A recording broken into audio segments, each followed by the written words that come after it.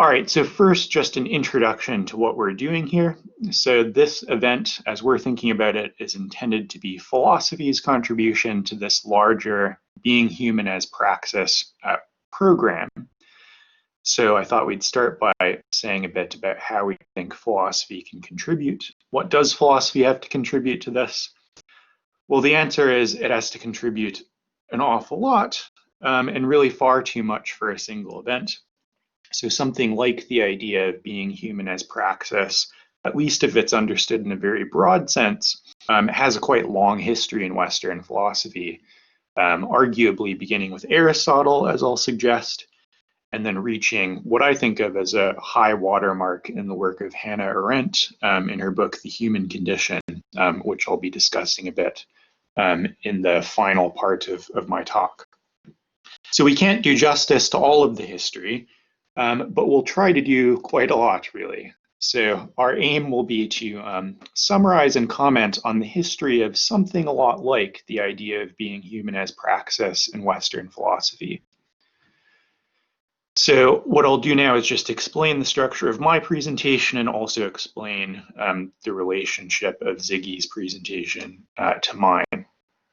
So what I'll do first is just begin by distinguishing several questions that the idea of being human as praxis might be used to answer.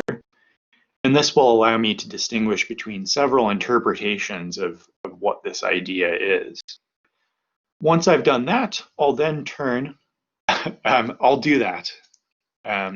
So praxis is just the Greek word for action or activity. We'll see that it can be used in a broader or narrower sense. Does that help for now?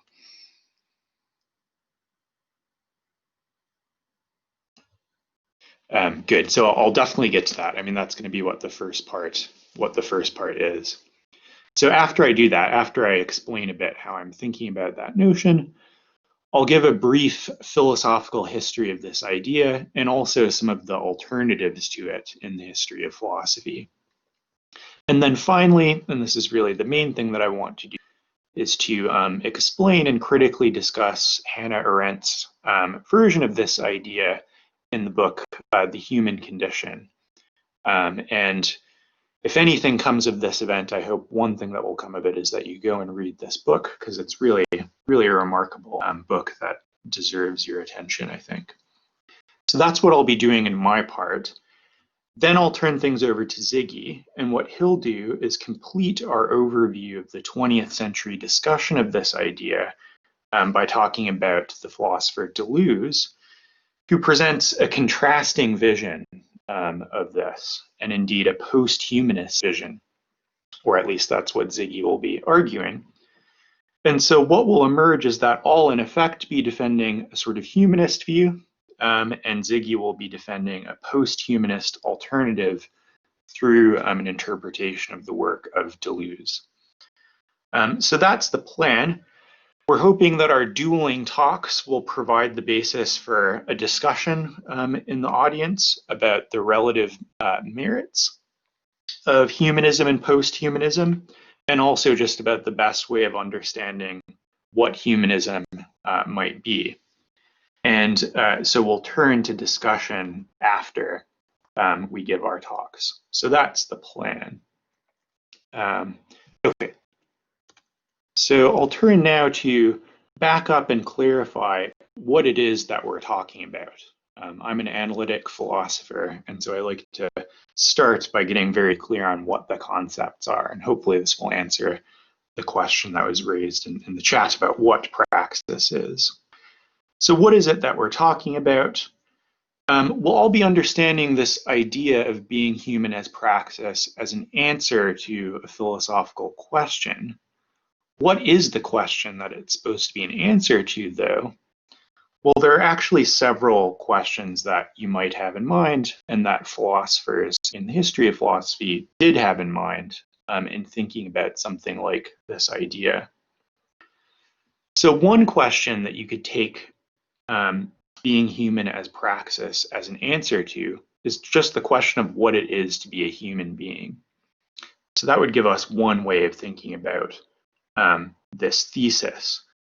which I'll unpack in a moment. How should we understand that question?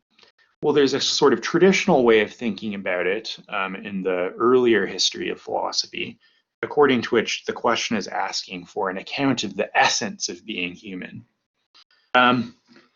Now, philosophers have always liked to assume that humans are special and are different from other animals.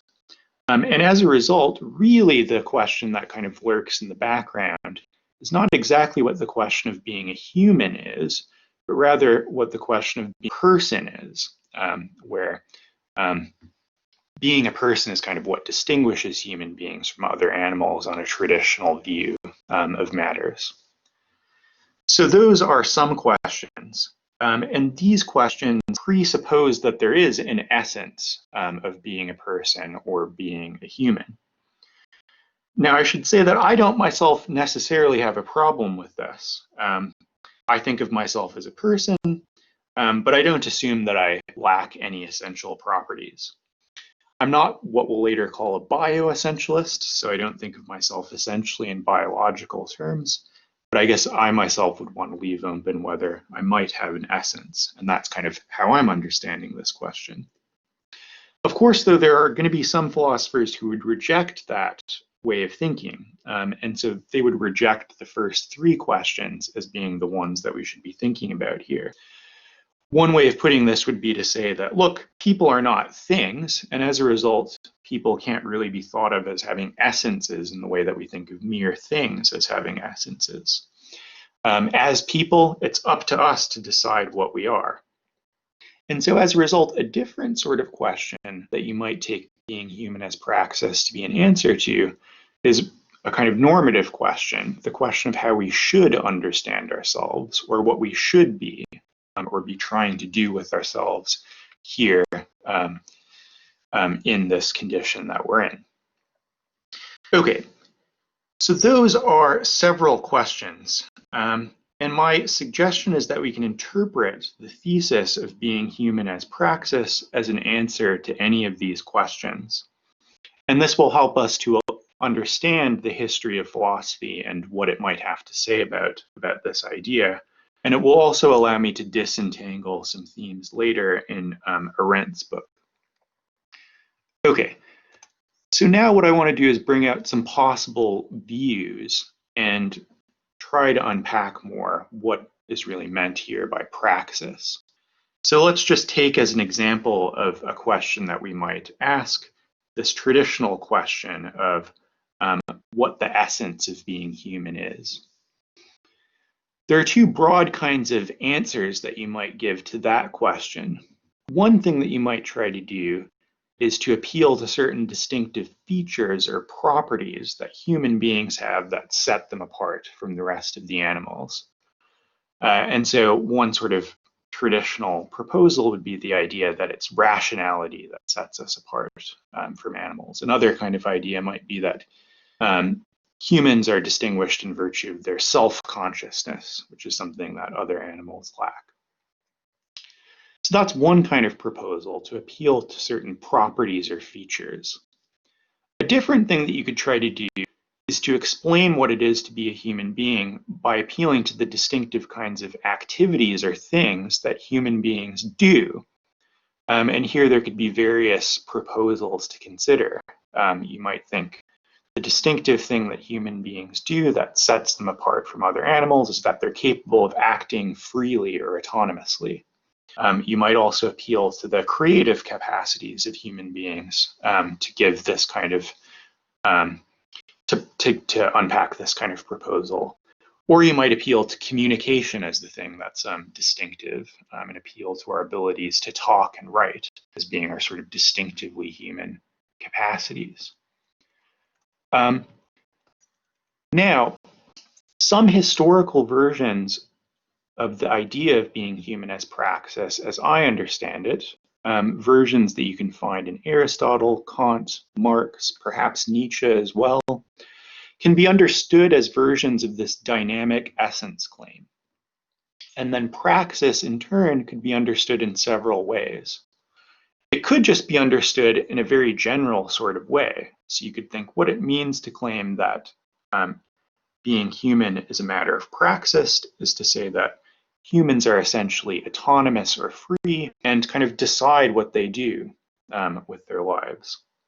And really, the first kind of example of that idea in the history of philosophy would be Kant, who defined what it is to be a person in terms of the capacity of autonomy. That would be a broad way of going. There are then narrower things that you could do. You could appeal to more specific kinds of activities that human beings engage in to distinguish them from other animals. And you find this kind of idea in Aristotle, Marx, Nietzsche, and other philosophers. Now, I think these kinds of views will probably be most promising as views about what persons are. I'm not really interested in human beings exactly, because I think what it is to be a human being is kind of partly just determined by science. But I'm not just an animal, I'm also a person. And so that's how I'm thinking about these proposals. So those are some historical possibilities for this idea of being human as praxis. Now, if you don't like the essentialist assumptions here, if you don't like this idea that there's something essential to being a person that distinguishes us from animals, you might instead prefer to shift our focus to a different question, the question of what the human condition should be. And this would give us two other ways of thinking about this debate between a sort of static picture of what human beings should be and a more dynamic picture, the one behind being human as praxis. So instead of offering a claim about the essence of human beings, you might instead propose a regulative ideal.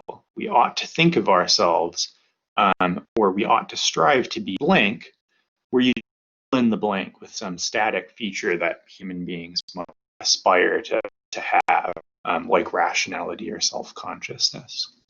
Alternatively, you could propose a dynamic regulative ideal and say, look, we ought to think of ourselves as Xers, where you replace X with a verb of action, and that would provide you with a different way of thinking about this idea of being human as praxis. And so, as a result, you can defend a view about what it means to be human that doesn't necessarily commit you to a claim about what humans are actually like or what they're essentially like. And I understand that as being the kind of more modern or contemporary way of thinking about being human as praxis. So anyway, so much for some distinctions. What I'm now going to do is walk through the history of philosophy and just explain how this idea was understood throughout the history of philosophy, and also what some of the main alternatives to it were. And this will hopefully kind of set the stage for our discussion of Arendt, but also for Ziggy's talk. So we can begin with Aristotle, and here I kind of follow Arendt.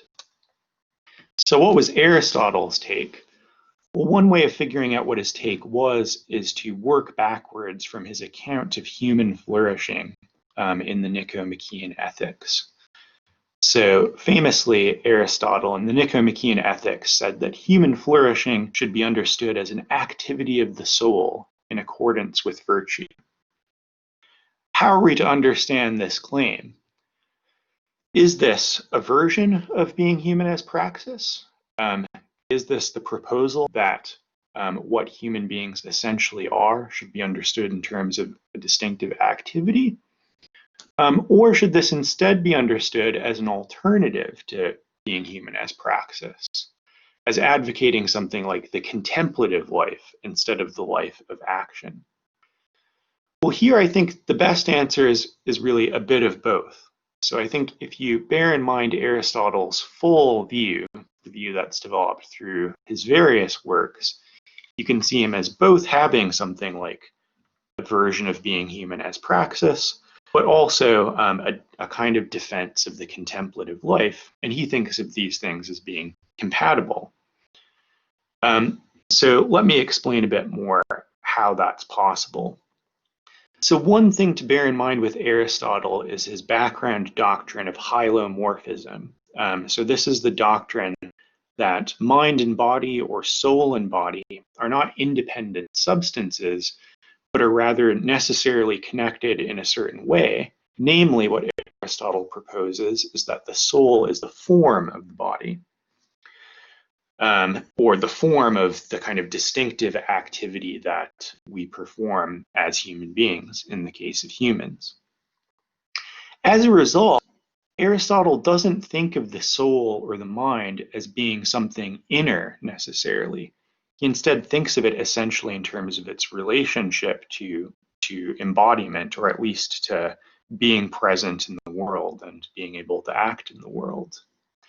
And as a result of that, the claim that human flourishing is an activity of the soul in accordance with virtue shouldn't be taken necessarily to be a defense of like a kind of detached contemplative life. And indeed, if you look at more Aristotle, his vision of what contemplation would ideally involve is not detached. So contemplation would necessarily involve contemplation of truths about how we ought to act, what we ought to be doing. And Aristotle also, of course, has in the background of the Nicomachean Ethics, and this is spelled out more in his Politics, the idea that human beings are also essentially political animals. So I think we need to appeal to those ideas to get a proper understanding of what he had in mind by saying that human flourishing is an activity of the soul in accordance with virtue. It is a kind of praxis. It's a kind of praxis that starts with developing ourselves and our virtues, but that's done through certain forms of activity and through the acquisition of certain habits. So that's how I understand Aristotle's view. Now, I want to emphasize that Aristotle's hylomorphism here is really the thing that allows him to preserve love of the world, or some kind of attachment to the world that we live in, rather than a sort of philosophical detachment from that world. If you thought of contemplation as something that would occur in an otherworldly realm, a kind of purely mental realm, or a realm that we might enter after death, then Aristotle's suggestion that flourishing consists in an activity of the soul might be thought then to encourage a kind of alienation from the world. So that really would be a defense of the contemplative life in a narrow sense. Now, I don't think Aristotle is responsible for that. Who is responsible for the rise of that idea, though, which is indeed an idea that then takes off in the history of philosophy? Well, I'll follow Arendt in blaming it on Plato, but I'll also follow her in thinking that the rise of the contemplative picture of what it is to be a human accelerates with the rise of Christianity and with a dualist metaphysics that you can find in both of them. A picture on which the world is divided into a kind of physical realm and also a mental or spiritual realm, and a view on which flourishing can only really be achieved by exiting the physical realm that we find ourselves in. It's as a result of all of that that the idea of being human as praxis gets lost for a lot of the history of philosophy. So it was there, I want to say, very clearly in Aristotle, at least a certain version of it, but it does get lost, or at least suppressed, for a lot of the history of philosophy. There is, though, an interesting kind of return to Aristotle in the 19th century, and I think of this as coming in through Marx. So if you read Marx's Paris manuscript, he seems really to be working with an Aristotelian conception of human beings as having a certain essence. He just has a different view about what that essence is, and he uses that to explain why it is that workers are alienated under capitalism. In particular, he wants to suggest that human flourishing would consist in a life of unalienated work. And this is his version of the idea of being human as praxis.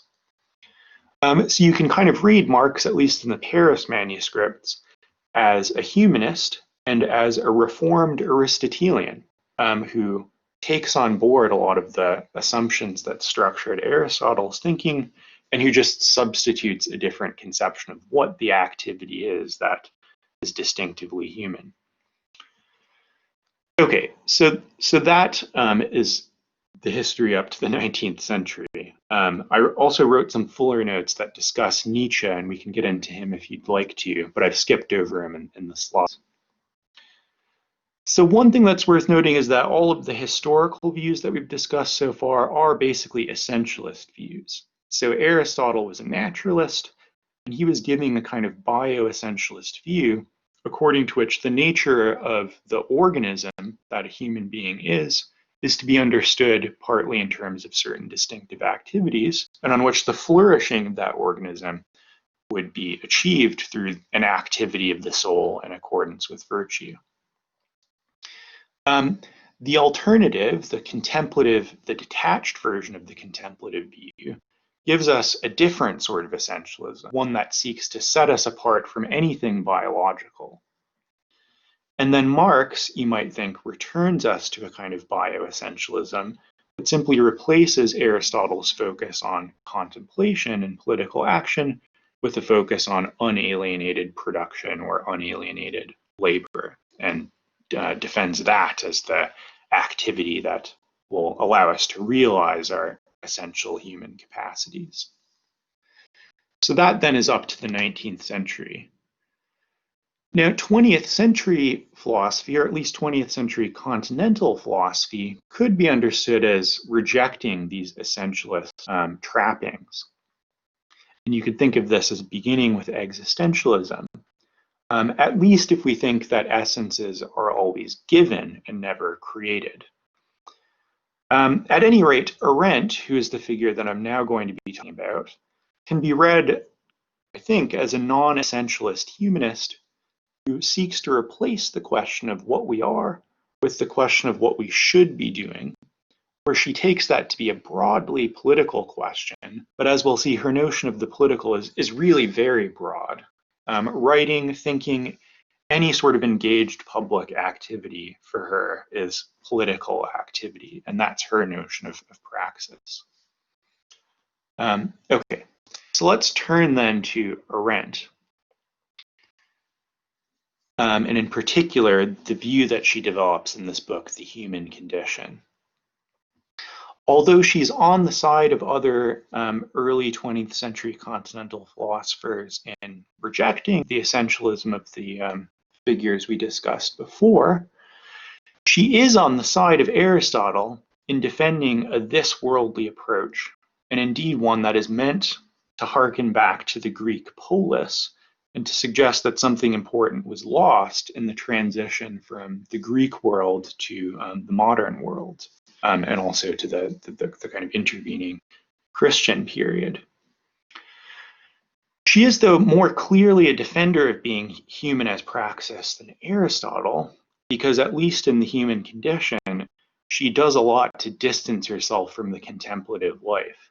And she also, in doing so, distances herself from Aristotle, whom she assumes was really a defender of the contemplative life. It's worth emphasizing again, though, that she counts writing and thinking as being essentially political activities. And so her vision of what being human as praxis would include as a possibility being the kind of public intellectual that she was, writing and thinking about important questions in a way that's directed at the rest of us and which invites us all to reflect. Okay, so in the last part of my talk, I want to do 4 things in connection with Arendt. So the first thing that I want to do is briefly acquaint you with the categories of activity that she recognizes in this book, and say a bit more in detail about her resulting version of being human as praxis. I'll then also explain why she rejects one of these activities as an inadequate normative ideal, and in particular, what she rejects is what she calls work, though she has a technical meaning for this ordinary word. I'll then, though, suggest that this actually creates a puzzle for her own view. And I'll suggest at the very end how we might use her later work, and in particular, this other great book, which was unfinished, called The Life of the Mind, as a way of resolving this puzzle. So that's how I'm going to end. Okay, the central set of concepts in this book, The Human Condition, are three concepts that provide us with different ways of understanding what she calls the vita activa, or the active life.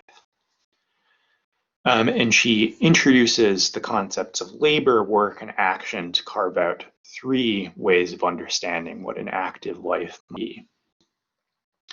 So one option is to understand the active life as the life of labor, which she understands as activity that is motivated by material necessity.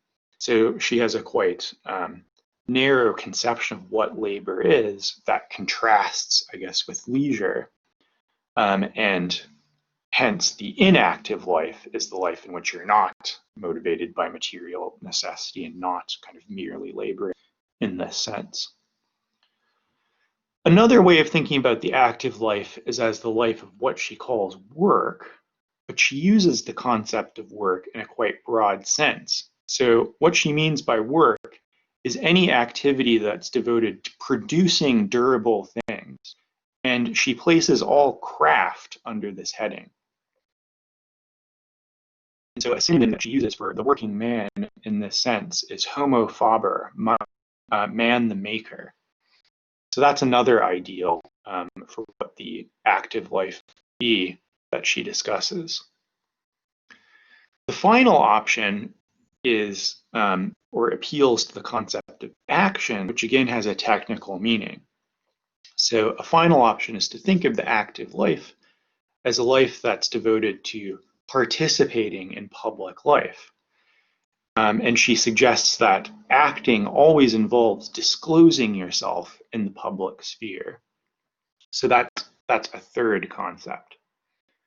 Now, she's very concerned about action falling out of the picture in modern human history, and indeed in all history after the Greeks, basically.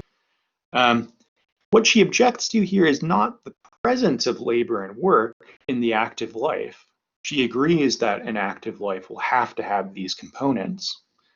But what she rather objects to is the elevation of either of those categories to what we might call a meaning-conferring role or status. So it's thinking of labor and work as the supreme activities of life that is a problem for her. Now, it's in part really obvious why she makes this claim. At least in her senses of the terms, neither labor nor work could possibly be things that have intrinsic value. She just defines labor as motivation by material necessity and defines work in terms of its products. There's nothing really intrinsically worthwhile about either of those things. And as a result, a kind of vision for humanity that would propose either of those activities as the main thing that we should be doing would be really severely confused. It would amount to giving something that only has extrinsic value a meaning-conferring role. And that is what she wants to reject. And I think the deeper point here comes out most clearly in her critique of the ideal of homo faber. And it's a point really against a utilitarian view of action. So utilitarians claim to be acting in the service of intrinsic value. They claim that what we should be doing is bringing about the most good and reducing the bad to whatever extent possible. But in offering that claim, they think of human activity as essentially consisting in an attempt to promote or bring about things of intrinsic value. She thinks then of the utilitarian picture of action as a model of action on which everything of value is to be treated as a product that the action is devoted to producing. And she thinks that this reflects a deep confusion about what meaningful action or worthwhile action would be. And one of her central arguments here rests on the thought that this utilitarian conception of action puts value outside of the action. So what we're always doing is seeking to bring about some valuable product. The action itself, though, is thought of as not having any intrinsic value, or not being able to kind of participate in the intrinsic value of the product. And she thinks that a life that consists simply of this would be a deeply alienating life.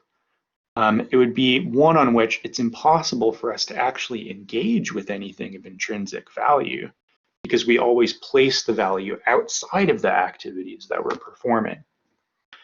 And this is why she wants to claim that utilitarianism and the kind of ideal of work, in her sense, inevitably leads to alienation from the world.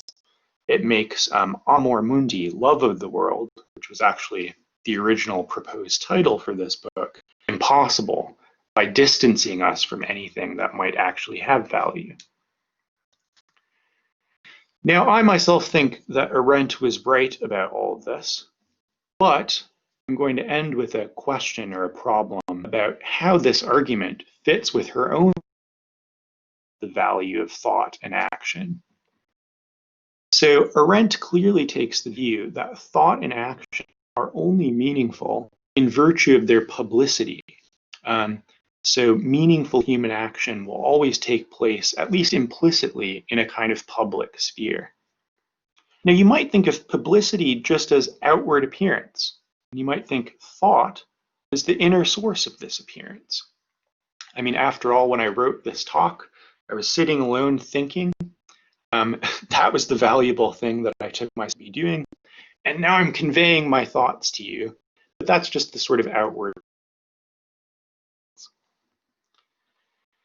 If it's publicity that is the basis of meaning for human activity, then it seems like Arendt's view is one that places the value of thought and action outside of ourselves. And it seems to me like that creates a problem, much like the problem that she presents for the utilitarian view. Why doesn't this just sort of defer meaning or put it in the wrong place? Now, I want to end by suggesting that one way of answering this question is by returning to Aristotle. And so this is the overall unity of this talk. Arendt would clearly have to say that the mistake that I'm making in posing this question is by assuming a kind of inner-outer dualism on which thoughts are the inner causes of actions which take place in the public sphere. What, though, is the real alternative to this? Well, one alternative might be a kind of Aristotelian alternative. In Aristotle, thought does have priority over action, but it always has to be embodied in practice. Thought is the form of action, and it's what renders activity thoughtful. And that's what we really should be doing, according to Arendt. And here you might bring in her discussion of Eichmann, with which probably a lot of you are familiar because it's the most famous work of Arendt, the banality of evil. So given that picture, you might try to say that the thinking that I was doing when I was writing this talk was already a sort of contribution to the public sphere, because what I was doing was creating a proposal that would be directed at other possible thinkers. A suggestion about how to live that I invite you to consider, and that I will then have to discuss with you when all of this is over. And this, I think, might be a way of responding to this criticism, but it is a move that would return Arendt, I think, something much closer to Aristotle's picture of flourishing. So I'll end there. Defending, or at least for the sake of argument, singing praises in favor of an Aristotelian conception of being human as practice. So that's all that I'll say. I do have some discussion questions that we can get into, but I'm going to hand things over to Ziggy now.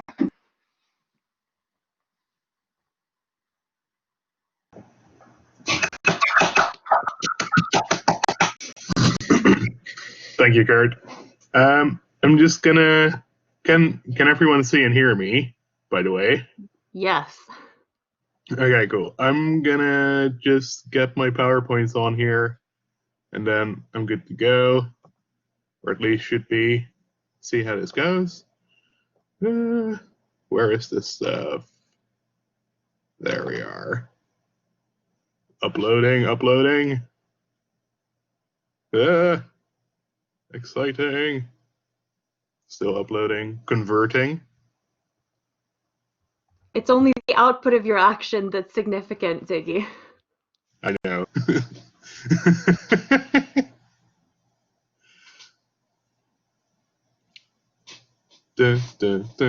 Still converting. If anyone has any questions in the meantime, just a reminder that you can always pop those in the chat. Clarification questions, questions for the end of the discussion. We're happy to take those as you have them.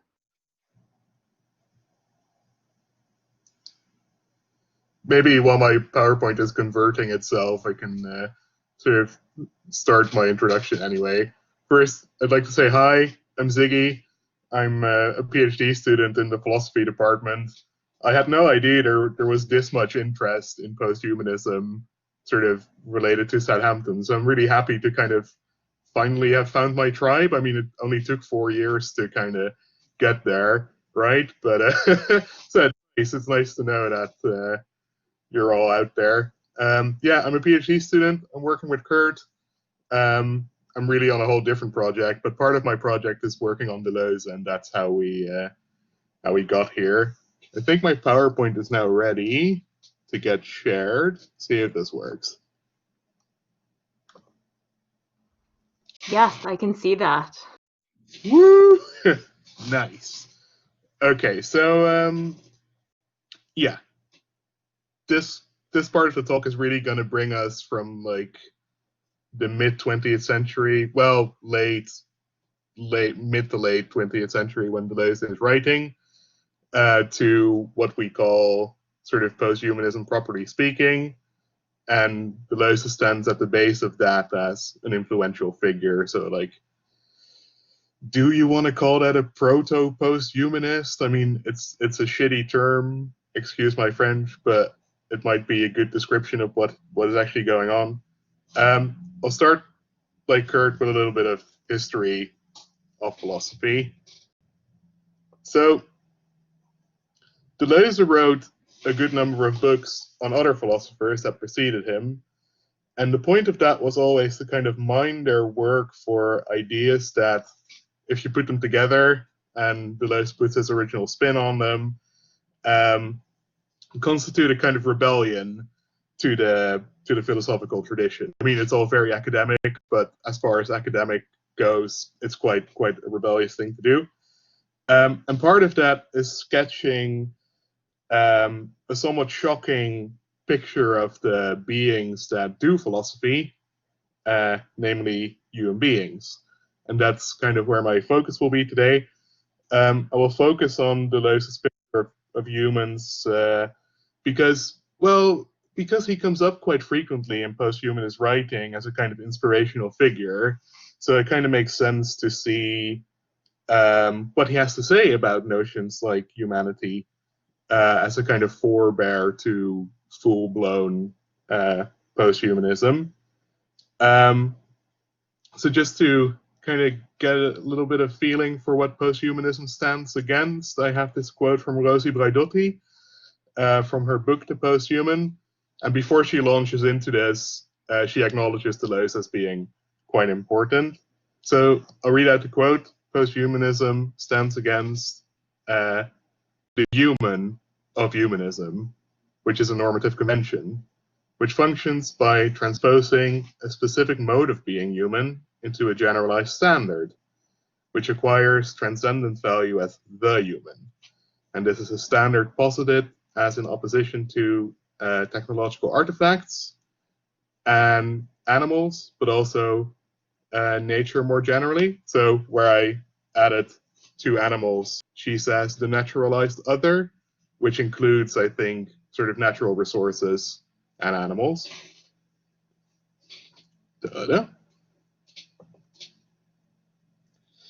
And Deleuze, throughout his engagement with the philosophical tradition and in turning his thoughts against it somewhat, is interested in how the beings that we call human kind of tend to deviate from the norms that the humanist picture kind of exudes. Some of these standards have come up in Kurt's presentation. So the two main ones that I wanted to talk about were roughly sort of thought and political action. So normally, certainly for humanists, animals are not supposed to think. They might be active somewhat. And machines are just supposed to obey us, certainly not think. And in as far as they act more or less as sort of passive recipients of our instructions, as a kind of sort of passive media that allow us to accomplish our tasks more quickly. And if humans are not essentially definable in opposition to animals or machines like that for Deleuze, then that means that he will have a sort of post-humanist or maybe proto-post-humanist answer to the questions that I put in the middle of my slide. Who thinks and who acts? And those are going to be like the two parts of my talk, Deleuze's answers to these questions.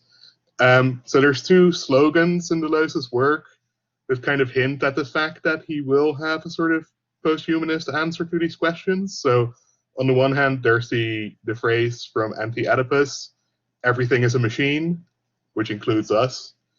And then there's a phrase which I associate more with another book of his, 1,000 Plateaus, where there's this constant slippage between what human beings can do and the identities of other sorts of things that we kind of form conglomerates with. And then there's, for example, the becoming animal, becoming plant, becoming all sorts of things that happens when we engage in the world, which makes our identities not really vague, but definitely a bit slippery. You know, we'll get there. And the answers that Deleuze gives to these questions of who thinks and who acts paint a picture of us as humans that's a bit more honest and a bit less humanistic, as it were. A bit more honest about how we shape the world as a collective and how we go about our thoughts as individuals. Ta-da. Yep. So on the collective level, so on the level of action, I will concern myself with this question, who acts? And I'm going to concern myself mainly with a bit of Deleuze's later work, which he co-authored with his friend, brother-in-arms, Félix Guattari. And for a reflection on the sort of thinking side of the equation and the more individualistic side of the equation, I'm going to be focusing on his earlier work that he wrote by his own, Difference of Repetition. And now I'm just going to launch into that first question, who thinks? So, of course, Deleuze doesn't deny that human beings think, but it gets really specific really quickly. So it's still an odd answer to the sort of question that we're raising here. So first of all, in opposition to humanism, he doesn't recognize thinking as a kind of innate drive or principle that we have. So rather, Deleuze makes mention of a kind of violence that's necessary to move us to kind of stereotypically behave as humans. So there's a kind of violence that is necessary to make us think. So he's saying that thought or thinking is involuntary, and that we are forced to do so. And as far as I can see, this is an idea that he steals from Nietzsche, which also came up in Kurt's talk, but then he develops in his own way. And this observation that we are forced to think also opens up to a second observation, namely that contemplation is not really very special. It's not something that sets us apart from other sorts of beings, because what that often seems to amount to, at least for Deleuze, is a kind of input-output operation of the sort that other entities are actually capable of too, such that thinking is really this kind of passive, this passivity that we have instead of an activity, which is not very special. But first, let me say some more on the violence that gets us moving, if it ever does. So Deleuze writes, I've got the quote on the bottom of my slide, "Thought is primarily trespass and violence." And by this he means that our capacity for thought needs to be whipped into action from the outside, and it has to be awoken from its natural stupor, and is thereby involuntary. And what would be a more adequate thing to say about humans is that we have rather a capacity to learn. So rather than an innate drive to think, we have this slumbering, most of the time, capacity. And I suppose, I mean, I know I do. So we all have this experience of having to learn something, which might rouse a bit of thought, but usually just causes us to pick up a skill, or to use Deleuze's sort of preferred term, to contract a habit. And this is something that we do most of the time, I think, out of some sort of necessity. So learn to swim or drown, learn to do a job or starve, solve this mathematical problem or fail your classes, such things. And then, but that being said, we in the university have somehow managed to attach a kind of passion to our capacity for learning and turned this into an ongoing commitment. And we're doing all these academic things, and we seem to be doing this of our own free will. But yeah, I think there's a way in which one could say that, sure, these things happen. There are these sort of supposedly actively, freely thinking beings. But that doesn't necessarily make us exemplary human beings. I suppose it really rather makes us a kind of exception that would then wrongfully serve as an example of humanity. Because by and large, at least I think that's what Deleuze is saying, humans are really not, and certainly not originally, those kind of beings that that one can divine by saying that they use their capacity for thought in any active way. So rather, I already said it. So rather, Deleuze talks about a capacity to learn. It's this kind of receptive, passive ground, which sometimes results in actually thinking, but usually leads to acquiring a skill, or to use his preferred term, acquiring a habit, which is a term that Deleuze picks up from Hume. I guess you can wonder if Deleuze is a proto-posthumanist, whether that makes Hume and Nietzsche proto-posthumanists, but that terminology is so awful that we should probably not even try to discuss it. Anyway, so he picks up the term habit from Hume, which in the context of Deleuze's work starts functioning more or less like the term autopilot would, which is, if we apply the idea of being on autopilot to a human being and then say that human beings are on autopilot quite a lot of the time, also shows us why human beings really aren't all that special. So here's a quote from Deleuze, again, at the bottom of my slide, that illustrates my point. And it also always makes me chuckle a little because it's really dry and also a bit depressing. Here's the quote. What organism is not made of contemplated water, nitrogen, carbon, etc.? All is contemplation. Perhaps it's irony to say that everything is contemplation, even rocks, but irony in turn is still a contemplation.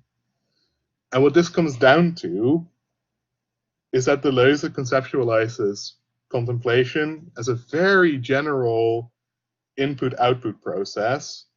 So water and carbon goes into eggs, organisms comes out, pressure and minerals go into sedimentation, rocks come out, and then problems go into human beings. And then in virtue of the habits they have acquired and the skills that they have, solutions come out. And that's all thought really is most of the time.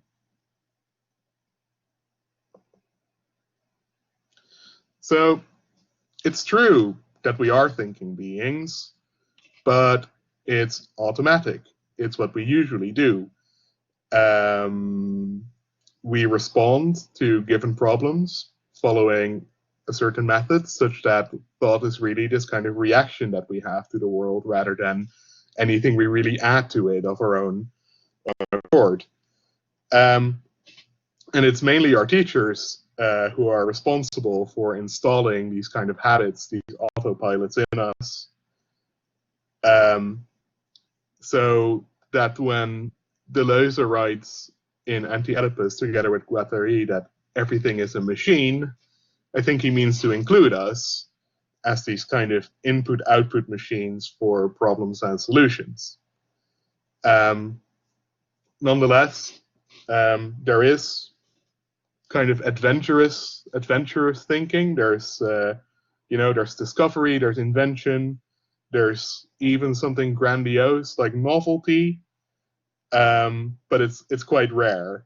And even those thoughts often emerge from problems that are otherwise insurmountable, so problems that can't be solved with a method, by which we respond to having to innovate rather than being innovative in and of ourselves and then solving problems. And if we're faced with problems that are insurmountable, that also shows that we are not pursuing these thoughts for their own sake. We're doing them because the issues come to us, and then we respond in kind. So that's something I'm thinking. Now moving over to action. Ta-da. Yes. So let me now say a bit about who acts. Especially, I'm thinking here of acting, especially in the sense of making history, which is maybe slightly different than what Kurt was talking about, but I think we're kind of on a nice continuum here. You can slaughter me in the Q&A if you want. So talking about historical agency, I think Deleuze is putting a kind of playful spin on Marx and Engels. I say suspect because Deleuze doesn't really make this joke himself, but I thought it's kind of so nicely compatible that I thought I'd just whack it into my PowerPoint.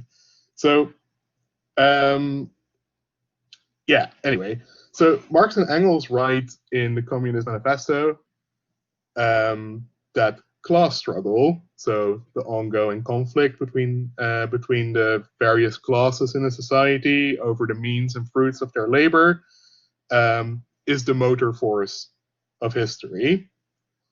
And that would make history for Marx and Engels a very human-centered affair, kind of dramatic assertion of the human essence. I think Kurt said it very well. Human beings need to flourish. We need to get rid of this alienation, struggle, revolution, human flourishing. A nice human story. But for Deleuze, it would be much more to the point, I think, is that this phrase of being the motor of history functions as a kind of anagram for what's really true, which is that the historical force is motors, which sounds ridiculous, but let me explain. So first of all, of course, the point that Deleuze is making is a bit more general. It's rather something like, to have historical impact, humans usually need to act through non-human intermediaries, which means that historical agency is, strictly speaking, not human at all. It's this kind of distributed agency. Next slide. Yep. So for Deleuze and his sometimes co-author Guattari, history is not this ongoing process of humans asserting their desires for equality and such, although this does of course happen. It's also always bound up with using a certain sort of utensils to have any effect.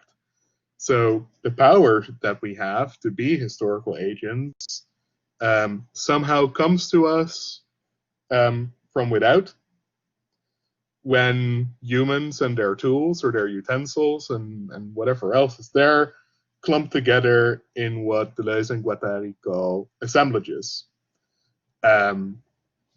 Societies are assemblages. Universities are assemblages. Pieces of music are also assemblages. Just like everything is a machine, everything is equally an assemblage. But I'll focus on kind of human collectives here. So universities, for example, are assemblages too. But we all know that these kind of assemblages only keep functioning and working if there's not just human elements to them. We need to have some sort of documents with rules, and then we need some agencies that enforce these rules, and then these agencies need some kind of tools to enforce their rules, so that, you know, for sort of on a societal level, you can put the enforcement in law enforcement by giving these people guns and sticks, and the university bureaucracy has stamps and, you know, like clauses in their contracts. So there's some distribution of agency going on, and the non-humans also contribute something to keeping these assemblages intact. But nonetheless, assemblages, of course, also do change over time. And the point that I'm making here is that when these changes happen, it's not per se human beings that make these changes either. So here's a very general thing that one can say about assemblages here in the middle. An assemblage changes in nature as it expands its connections. And I'm going to give 3 examples of this. The first to kind of illustrate the weakness of human agency, and then the other 2 to illustrate the impact of connecting motors to our assemblages, to kind of make this more general point about non-human agency, but by way of motors. So first example, I started attending this university, and it only changed very minimally. So even more generally, no matter how many human beings flow through this institution, it more or less remains the same thing. But now on to something a bit more drastic.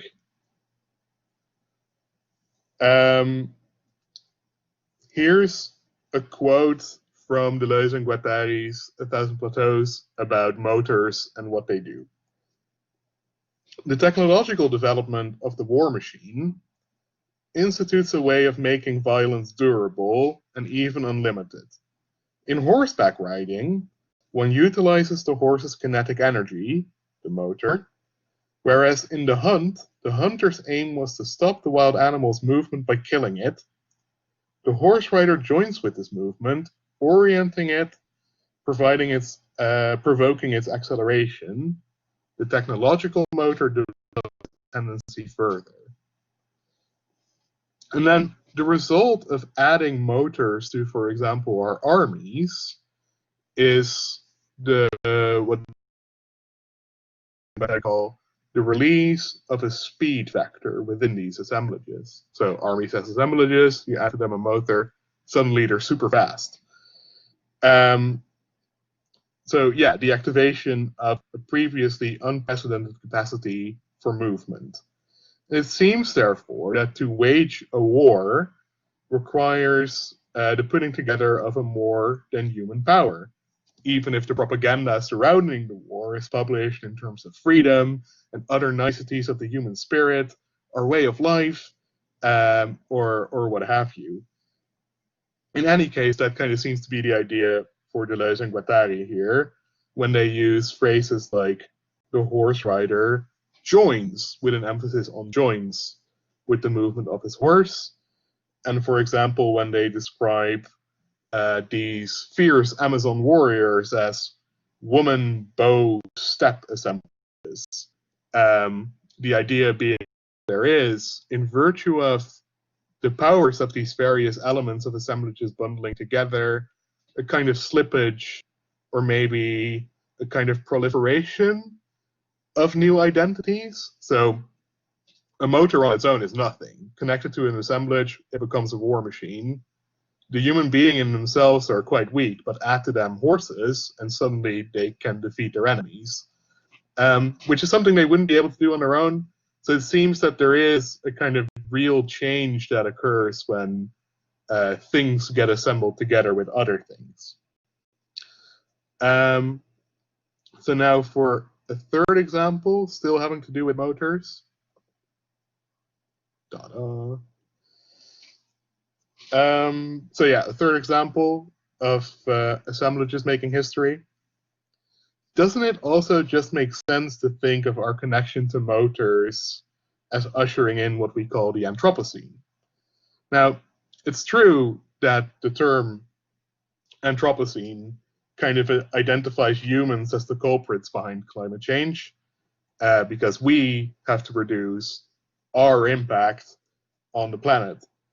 It seems maybe that if we're dabbling in this kind of assemblage theory stuff, that this might on some level be a misidentification. But nonetheless, it seems that the term Anthropocene is still quite apt if we think about it this way. So assemblage theory is not in the business of making a case for saying that our cars made us do it and it wasn't our fault. I think rather that they analyze the situation something, like somewhere along these lines. So given some of the habits that we have learned, so to travel, and that travel broadens the mind, and it's this good thing to do, and that we are at liberty to exploit the natural resources around us in certain ways, given these habits, we have enlisted a good number of machines, which then have enabled us to act in certain ways. And this assemblage, so us together with these machines, has allowed us to flourish, to broaden our horizons, and in virtue of broadening our horizons, broadening our minds. But in facilitating this, the assemblage also has managed to cloud our horizon with the smoke of wildfires, which is, in a way, a mere byproduct. But on the other hand, the habits that stand at the basis of this problem are ours. So it might be that the agency that causes something like the Anthropocene is a distributed agency. It's us and the machines.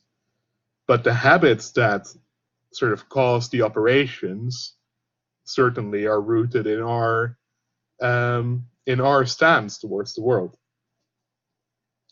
So this brings us back nicely to our talk of habits that kind of stood at the start, which returns us near enough to the end to do a nice little outro.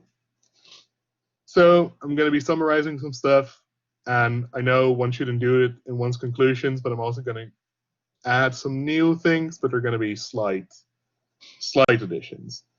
So to summarize first, Deleuze's answer to the question who thinks is, humans think. But thinking is generally a kind of automatism, a kind of automatic behavior on a continuum with the way that machines go about their tasks too. There's input and then there's output. Moreover, and as far as people are assembled with other beings, like horses, their identity wavers. Here's a little phrase that Deleuze uses: the horse transmits acquired forces to the human beings that ride them. And they call this the humans becoming horse, this wavering or slippage of identity. What I wanted to add to our picture as humans as individuals is that although they are machines and everything is a machine, humans are still kind of individuals in ways that something like a mass-produced blender or a washing machine isn't. So everything is a machine, but humans are somehow all individually specialized. And this is because the habits that they contract come from random encounters that will, in some sense, be singular.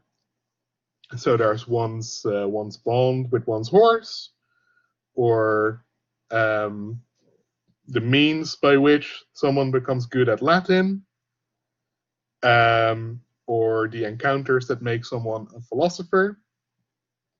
So to be an input-output machine is then to be passive, but still in a kind of singular style. And this style is conferred to us not just by the humans we meet, but also by the non-humans that we have to deal with. So in that regard, I wanted to point out a bit of a blind spot that Deleuze earlier in his career might have had. So when Deleuze was talking about that the violence which forces us to think, he means culture. So what inflicts this initial violence, Deleuze says, is culture, and this is again something that he steals from Nietzsche. But perhaps it's not just culture, this very human project, that has this power. So if you take a problem of the form, how do I get from A to B, to which the sort of habitual response would be, I'll get on an airplane, and then apply the kind of violence that viruses and the climate might bring to bear on this, that might just be enough to break our habits for us and say that, well, maybe it's best if I don't go from A to B at all. So it seems that maybe Deleuze early in his career had a bit of a blind spot for the things that current post-human scholars like Haraway and Latour, who I might slide, would call nature culture, which is Haraway's term, hybrids, which is Latour's term, and of course he has loads more, like actons, actor networks, what's the other one? Quasi-subjects, quasi-objects, those kind of things. And a bit older term from Haraway that could also be useful here is cyborg.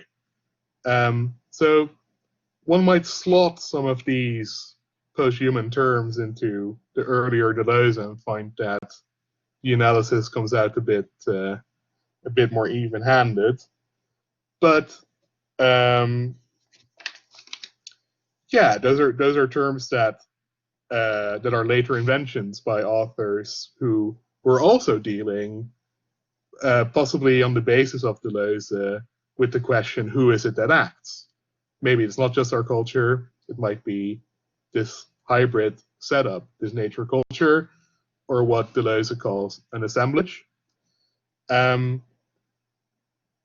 which is the term that he starts using later in his career. And with that notion, he surely ushers in and inspires the whole post-human project of trying to replace the humanist picture of what we are as acting and thinking beings. That's roughly what I had to say. Here's a silly picture of the history of philosophy as an oversimplified machine. You put Deleuze and Guattari in, and the output is posthumanism.